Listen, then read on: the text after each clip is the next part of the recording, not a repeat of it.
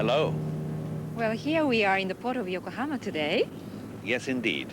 We are in Yokohama, the great port of Japan, or one of the great ports of Japan, I should say. And it's a bright, beautiful day, isn't it, Hiromi-san? Yes, we are very lucky, aren't we? But I must say, Yokohama, of course, is an internationally famous port. I was pleasantly surprised when I discovered the name in Moby Dick. Yes, indeed. Yokohama, well known to people like Conrad and Somerset Maugham.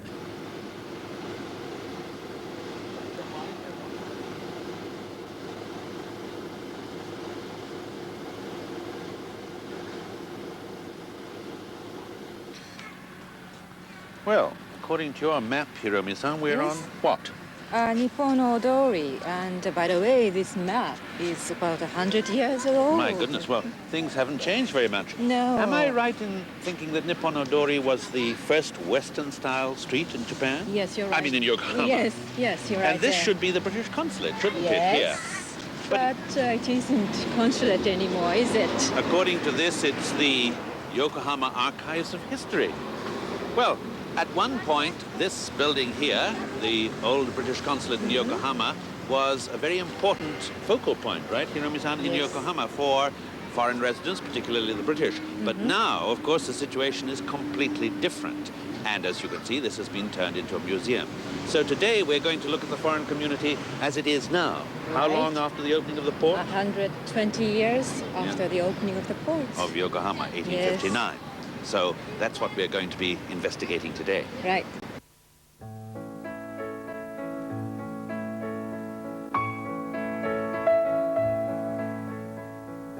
The Japan Gazette was the first real English language newspaper published in Japan.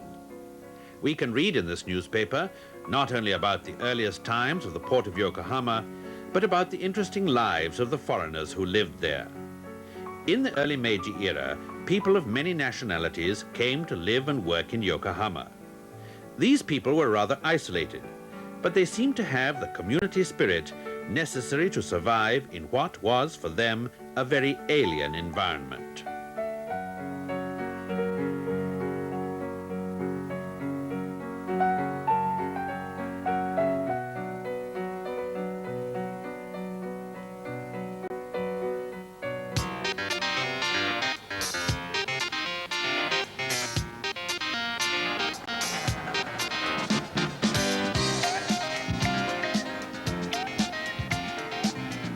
So we have the word ostrog up here, and these people went, and they were in search of furs, okay? Things like the beaver pelts, all right, and so forth. Why were these in such great demand, do you think, in the rest of Europe? Let's see. Okay, Jenny, you can tell us. Because it was real cold and they needed... Edward Bernard is the deputy headmaster of Yokohama International School, which is one of the best foreign schools in Yokohama. His grandfather came to Japan in the Meiji era, and Edward has been in Yokohama for most of his life. He is an active member of the foreign community and is therefore in a position to observe and comment on this community.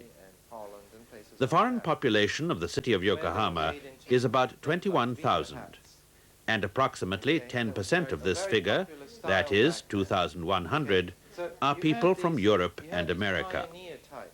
Okay, going east all the time in search of furs, okay, which they could then send back and make money. Well, I've heard that your family has been living here for quite a while. Were you born here, Mr. Bernard? No, I was born in South America, in Buenos Aires, right? yes. So when did you come here? Well, just after the war, when I was about 5. But So, no, so was it your father who came to Japan first? no, my grandfather came here My goodness, when? in 1875, would be Meiji Shichinen, I think. Oh, that's a long time More than ago. 100 years ago. Isn't that incredible? So you feel the burden of history upon you, do you, Mr. Bernard? Sometimes, yes. And what was your grandfather doing then? He came with a Scottish company called Findlay and Richardson, and he came when he was quite young, the age of 20, and his side of the business was acting as a tea merchant. It's very interesting because in those days a lot of green tea was exported to mainly the United States, Canada, and some to England. And what about your family situation now? I believe you're married to a Japanese lady and you have family here, is that right? That's right. We have 2 children, a boy and a girl, aged 14. The boy's 14 and my daughter's 11. My goodness. And they're in the school, I believe, Yes, too. they've been in the school practically all their lives. I understand your wife is teaching here also. Yes, she teaches Japan studies. Well, now, there are many foreigners living in Yokohama, aren't they? But unlike you, they're not here for such a long time, normally, are they? Yes, the normal span of time would be between 2 to 3 years. Before the war, when companies sent people out, it was usually for longer stretches, 5 years, very often renewed, making it 10 years. But it's not that way anymore. Yes. And nowadays, people live in Yokohama, but mainly work in Tokyo, is that right? Many of the foreigners do that, yes. So why do they live in Yokohama? Why don't they live in Tokyo?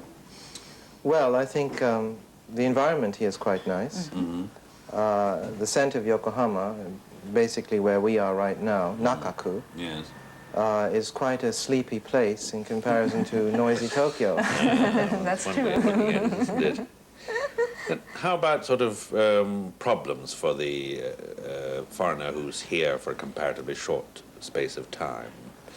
Well, I think what concerns a foreigner who comes out here, first of all, would be the educational position that his children would be placed in, particularly if he's coming from one of the European countries, such as Denmark or Holland or Germany, but even from England, too.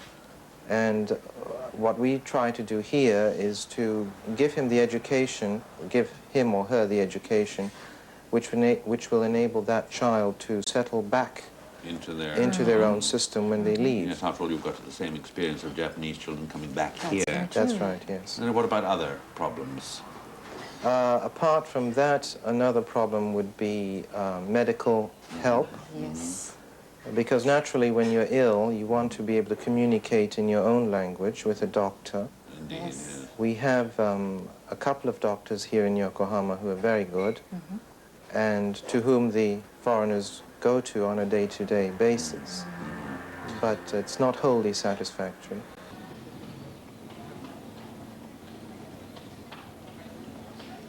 Behind us is the Yamate Byoin, commonly known as the Bluff Hospital. Yes, well, a few years back, I visited the hospital on this program, and at that time it was still functioning. And it's very, very much closed now, isn't it? And what's happened here, Hiromi-san? Well, apparently the foreign community, of course, is dwindling, and they were not getting enough patients. Right. And even when I visited them, they were talking about some financial problems. Ah, yes.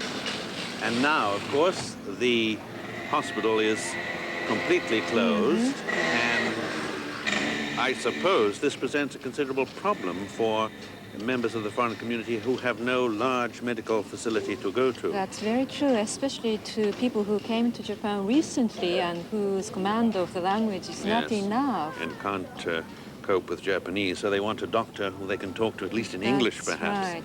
Well, this is very sad, but I suppose, as you say, because of the fact that the community itself is getting smaller, they couldn't support a facility as big as this. That's right. Part of it's the change of the role of Yokohama.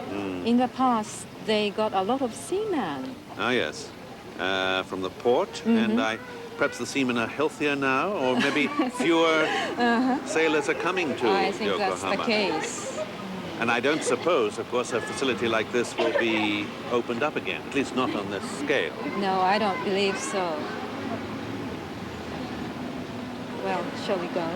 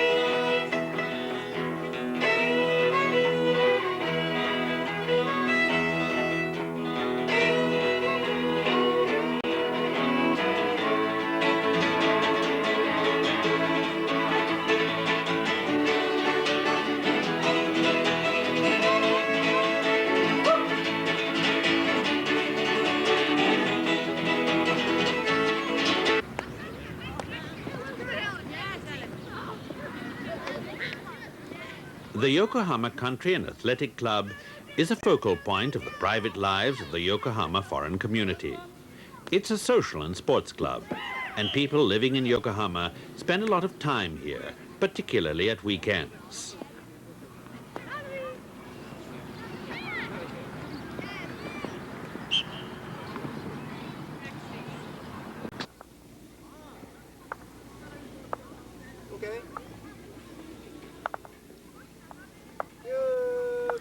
Leslie, when was the club founded or established?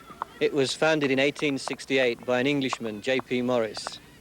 It was formed originally as a cricket club and was located where the Yokohama baseball stadium is now. Ah, yes, very interesting indeed. Well, Mr. Yoda, how many members do you have right now? We have 880 people. And what's the distribution of nationalities like? We have 36 nationalities, and we have 5 major nationalities: British, American, German, Dutch, and Japanese. Isn't it rather recent that you've started accepting Japanese members? That's right. Well, first of all, we never called Japanese members. We call permanent resident members, and it was accepted in 1979. Well, we have 23 different sports we play. The major sports really are on the Sundays when we have rugby, hockey and soccer.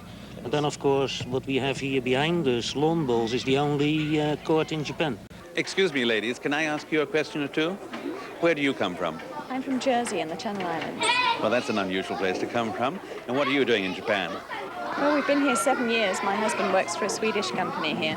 And you are a member of this club? Yes. What's the most exciting and interesting thing about it for you? I don't know. I think it's just so nice to be able to be with all of our foreign friends here. We have a lot of social activities. What do you do mainly? I see you've got a tennis racket in your hand. I play tennis mainly, yes.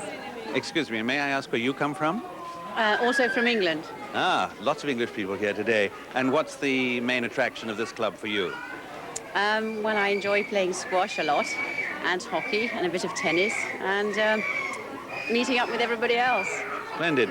Now, you've been here for about 7 years. Do you think that the spirit in Yokohama, the spirit of the foreign community, is still very much alive? Oh, yes, certainly. Yeah. You don't think that it's in decline? No, not at all. What do you think? I think it's in the ascendancy, if anything. Well, that's interesting to hear. And do you think that this club kind of excludes you from the local Japanese community in any way? Well, I don't think so, because we've got Japanese members in the club. And it's not always easy to get into the Japanese community, even if you want to. Yes, indeed, that would be a problem. So what would you say that was the main attraction of this club for you? The sports or the social activities or meeting other foreigners? I think both, really. I see. What is your name, sir? I'm Serge Billis. Right. And where do you come from? Originally, I came from Ukraine.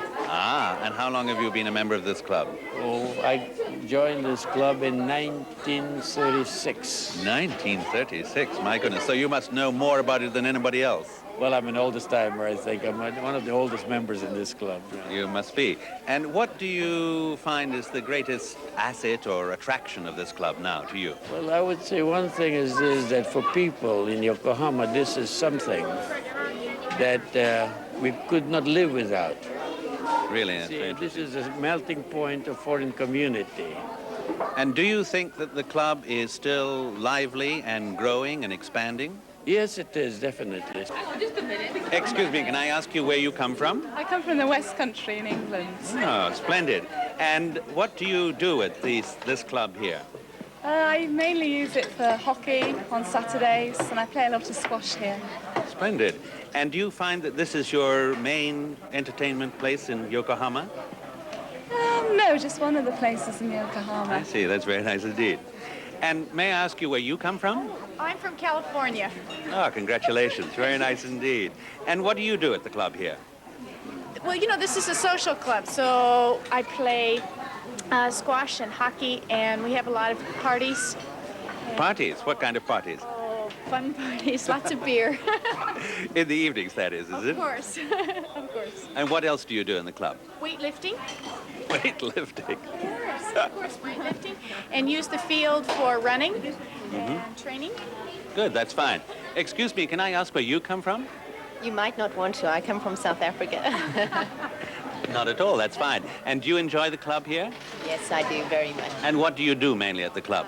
Well, I use it as a glorified babysitting service. I drop my children off here at 9 o'clock in the morning and they run around freely, and I play squash mostly here. Now, can I ask you ladies something about the foreign spirit in Yokohama? Do you think that it still exists? I'm afraid I come from Tokyo. But you haven't always lived in Tokyo, have you? I live in Tokyo. Oh, I see. But how about the foreign feeling in Yokohama? Oh, I think it's pretty positive. This is a very active club, is it? Very active indeed, yes. There's a lot going on, a lot to do, a lot of people, all nationalities to meet and mix with. I see, that's fine. Do you feel the same way about it? I certainly do, yes. I don't know what I'd do without it, to tell you the truth. Oh, well, it's obviously performing a very good function. It's a good place to come to, and you meet, we've met, you know, we've moved from California to Japan expecting to make friends with only Japanese people, and then we find that we have more friends now who are from England and Europe and all other places around. Do you think that by being members of this club, you're cutting yourself off from the local community? I think there's a danger of doing that. I think you have to be careful and put the club here in perspective to the rest of it. I see, that's very interesting. Do you feel the same way?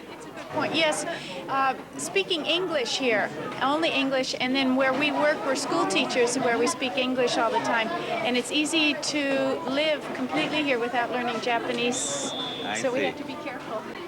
Can I ask you your name? My name is Rob Wilkins. And where do you come from? From England.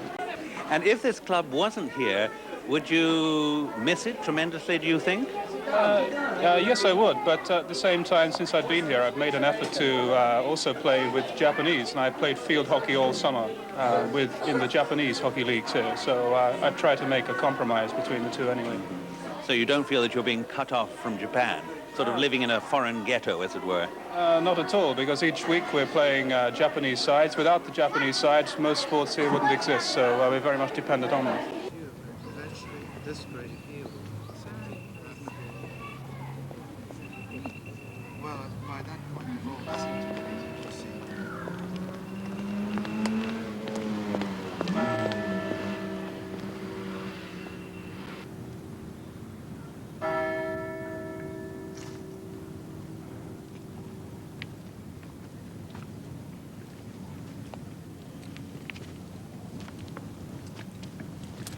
This here, over here, is my grandfather's grave. Ah, yes. He's buried together with my grandmother. He died in 1947. That's right. My goodness, born in 1853, so he was 94. That's right. Incredible. Old age, yes. But a good deal older than his wife, eh? You Yes, remember who that? died in 1963. Your grandmother. Are other members of your family buried in the cemetery here? Yes, my maternal grandfather is buried further up yes. along the path. It's a very peaceful and beautiful spot Yes. here for a final resting place, isn't it? Right. But I believe the cemetery, Yokohama Foreign Cemetery, has had its ups and downs and somewhat down in recent times. What are the problems, Mr. Bernard? Well, of course, the main problem is that the graves here are not really looked after because the families have long since left. Oh, yes. And so that creates a problem. Further to that, we have the financial problem. Oh, yes, indeed. Well, it's always the problem. And what sort of support are you getting? Where does support come from nowadays? Well, recently, the Japanese authorities, the city, has cooperated, and also many Japanese volunteers have spent a lot of time and effort in having the cemetery continue. Oh, yes. And together with foreigners, they have formed a committee. And this seems to be working quite well right now. Well, I must say the standard of maintenance is extremely high looking round. Yes. And, of course, it's of tremendous historical interest both to the Japanese community and the foreign community, isn't Right. it? It was sort of a symbol of the community spirit in the past and still is, isn't it? I would think so, yes, definitely. But very much a focal point, and a sort of emotional focal point for foreigners, but again, more internationalized now, I suppose. Yes, yes.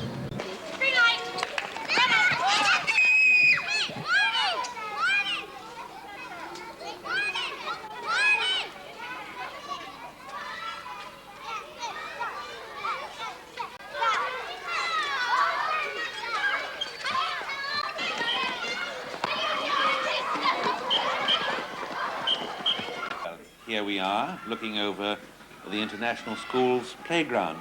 Not exactly a vast playground, is it, Mr. Bernard? No, as you can see, it's very cramped, far too tiny, in fact. And sometimes we have accidents with students bumping into each other. And I imagine there are problems when it rains. Oh, I'm sure. What do you do? Well, we have no alternative but to retreat. We come into this building, and we have the children assemble in this little hall here. Well, that seems very sad indeed on a rainy day to be cramped in there. Which is very tiny, I must say. Yes, indeed. Well, now, we understand, Mr. Bernard, that you have a great plan to build a gymnasium and have proper facilities. Could you tell us something about that? Yes, for the last 2 years now, we have been on a campaign to build a proper gym and an auditorium across the way, across the street, beyond that house over there. Oh, yes. And where are the funds for this coming from? Well, it's a lot of money. It's about 500 million yen plus. And so we have made an appeal to Japanese business. And we've received a great deal of support from Keidanren. Also, the Yokohama businessmen, Japanese businessmen, Yokohama Chamber of Commerce, they have been very, very helpful. And then internally, we have our own school committee. The chairman of the school committee has worked extremely hard for us to purchase this property. And then, of course, there's the PTA and the teachers. Right, so this is really a big international campaign to get what you want. Now, this school has been here for about 60 years or so, I'm right in thinking, aren't I? That's right. Now, when you were founded first, it was very much a sort of foreign operation, wasn't it? Yes, it was founded just after the earthquake, at a time when everything around us was destroyed, and foreign businessmen felt that a school was really necessary, imperative, and they got together, and I think in the initial years, the school was populated mainly by foreign children. Now, this is very interesting, isn't it? Because at that time, presumably, Hiromi-san, people were putting money and effort into something that they wouldn't necessarily benefit from by themselves. Very true, but it's changing today, isn't it? I see so many Japanese children today, for instance. But now, where do you think the sort of driving spirit for improving the facilities comes from? I mean, you've got people of all kinds and all nationalities working together here to try and ensure that you get this fine gymnasium and auditorium. Where do they get that drive from? Well, the foreigners in Japan, of course, are a long way away from home, and naturally, a community spirit is desirable where they can get together and do things constructively for their lives out here, but particularly for those people who may come after them, even though they may not be here. And so people have, over decades, in fact, worked hard for the community, even though they not necessarily may not have benefited themselves. Well, now, the Yamate community, if we may call it that, used to be thought of as very much a foreign community, didn't it? But it's changing now, isn't it? It's no longer exclusively foreign here at all, is it? No, on the contrary, the majority of the people living up on the bluff now would be Japanese people. Many of the foreigners, in fact, are living in apartment complexes. The old homes have been torn down, and it's quite a different Yamate than it was even 30 years ago. But getting back to your project of constructing a gymnasium, I find very symbolical of the situation, because so many people from different nationalities, including the Japanese, are involved in this. That's very true. What do you say about that? Yes, it makes it a very international effort, and I think, you know, this is fine, this is wonderful, because we are the international school in Yokohama. Yes, indeed. And I like to see all these young children of different nationalities, the hope for the future, playing and working here. And this sort of reflects the spirit of their parents and their grandparents. So, anyway, Mr. Barnett, thank you very much indeed for telling us about it, and I hope the school prospers and that you get your gymnasium. Thank you very much indeed. Thank you for coming today. The foreign community in Yokohama. Out of the past, the spirit is still alive in changed times.